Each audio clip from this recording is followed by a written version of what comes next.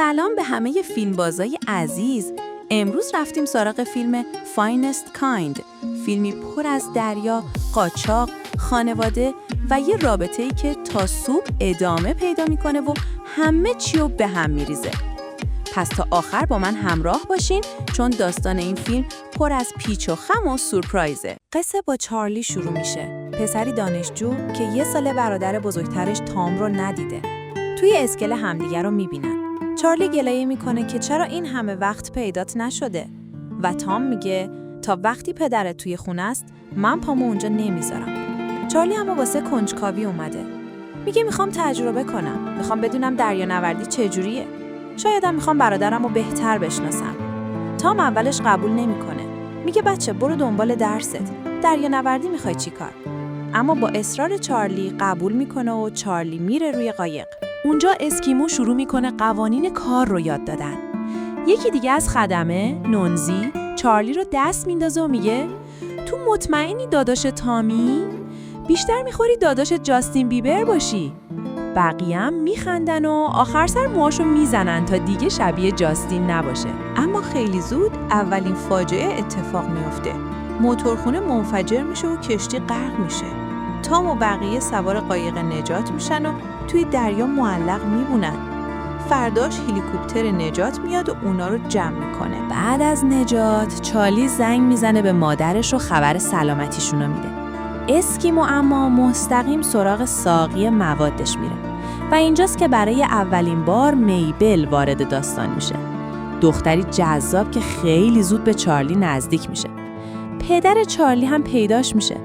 اون به تام التماس میکنه نذار برادرت غرق شه. میگه چارلی پذیرش دانشگاه حقوق گرفته ولی لج کرده نمیخواد بره.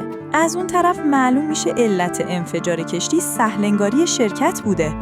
تام میره یقه رئیس شرکت رو میگیره ولی اون با بی‌احترامی میگه برو بیرون، بوی ماهی میدی.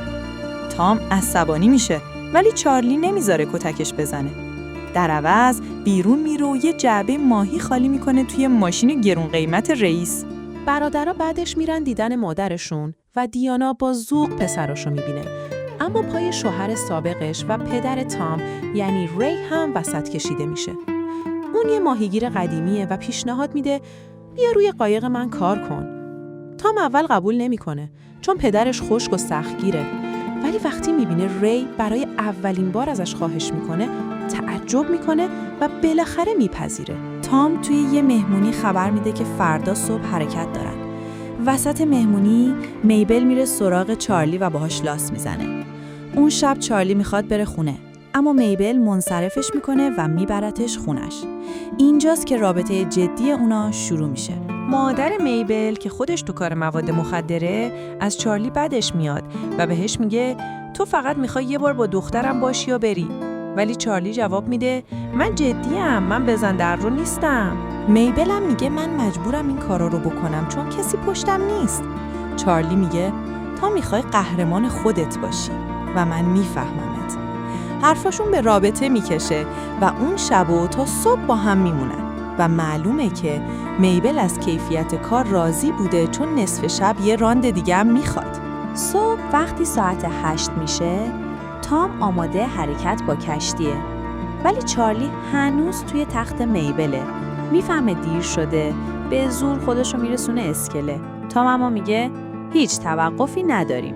چارلی مجبور میشه خودشو پرت کنه توی آب و به زور میره روی کشتی فاینست کایند. چند روز بعد تام تصمیم میگیره برای اینکه خودش رو به پدرش ثابت کنه قاچاقی وارد آبای کانادا بشه. اونجا صدفای خیلی بزرگی میگیرن ولی گارد ساحلی پیداشو میکنه. تام انگشت وسط رو نشون میده و برمیگرده سمت آمریکا. این بار گارد ساحلی آمریکا هم به درخواست کانادا بهشون گیر میده و کشتی فاینست کایند توقیف میشه. به تام خبر میدن که پدرش بیمارستانه. اونجا میفهمه که رئیس سرطان داره و میگه من آسایشگاه نمیرم، قایق من آسایشگاه همه. و وقتی میفهمه کشتی توقیف شده اول ناراحت میشه ولی بعدش میگه تقصیر تو نیست، تو فقط بدشانسی آوردی. ولی خب کشتی جریمه سنگین میخوره، $100,000. تام پول نداره و شرکت سابقش هم به خاطر خصومت دیرینه‌ای که باش داره کمکش نمی‌کنه. خدمه میگن فقط یه بار مواد قاچاق کنیم جریممون جور میشه. تام دودل میشه، اما وقتی میفهمه این پیشنهاد از خود چارلی بوده شوکه میشه و بالاخره قبول میکنه. اونا با قاچاقچی بزرگ ویکس قرار میذارن. ویکس به هر کدوم یه متلک میندازه، ولی به اسکیمو میگه آدمای معتاد مثل تو باعث شدن من پولدار بشم. یه پیش پرداخت $20,000 میده و بقیه رو موکول میکنه به زمان تحویل. فاجعه اصلی اینجا اتفاق میفته که وقتی میخوان جنس رو تحویل بدن، یه عده با لباس پلیس جلوشون رو میگیرن، اما اونا دزدن و محموله رو میبرن.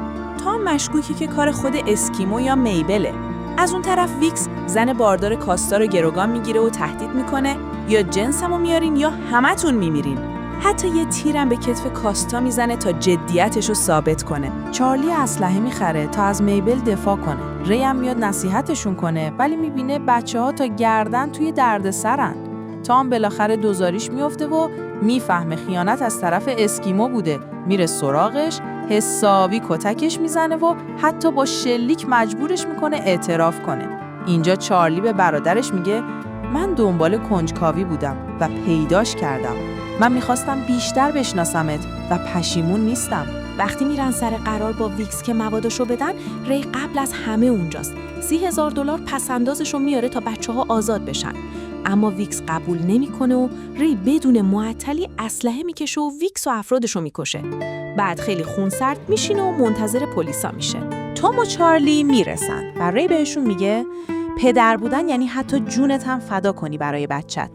بعدم به چارلی وصیت میکنه هوای برادر بزرگترش رو داشته باشه. چند وقت بعد چارلی میبل رو میبره خونه و به مادرش معرفی میکنه.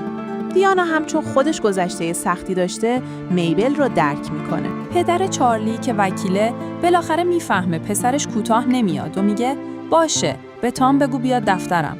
پول میدم کشتی آزاد شه، اما منم شریک میشم چون میخوام کنار پسرم باشم.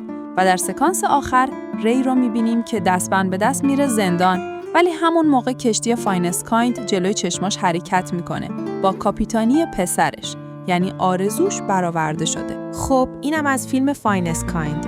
اگه از این ویدیو خوشتون اومد لایک یادتون نره، کانال رو هم سابسکرایب کنید. و اگه به فیلم‌های هیجان انگیز و ماجراجویی علاقه دارین این پلیلیست رو از دست ندید.